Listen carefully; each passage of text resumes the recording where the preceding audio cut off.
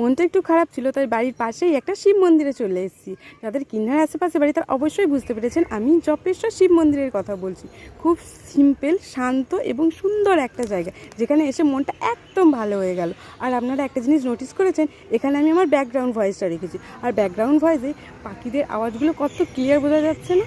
তবে এখন লোকজন খুব একটা বেশি নেই, তবে শিবরাত্রির সময় আশেপাশে গ্রাম থেকে প্রচুর লোকজন আসে বাবার মাথায় জল ঢালার জন্য। আর এখানে প্রচুর রকমের মেলা হয়, প্রোগ্রাম হয়, একদম লোকের লোকারণ্য হয়ে যায়। একবার যদি আসেন না, তখন আর বাড়ি যেতে ইচ্ছেই করবে না। আর দেখুন, আমার তো এখনই বাড়ি যেতে ইচ্ছে করছে না, মনে হচ্ছে এখানেই থেকে যাই। কিন্তু কি করব বলুন, বাড়ি তো যেতেই হবে। তবে সময় করে একদিন আবার আসবো এখানে ঘুরতে, কারণ আমার এখানে খুব ভালো লেগেছে। अगर आप मेरे साथ खड़े हो ना, तो चाहे पूरी दुनिया मेरे खिलाफ हो जाए, मुझे कोई फर्क नहीं पड़ेगा। प्यार से रख देना भूल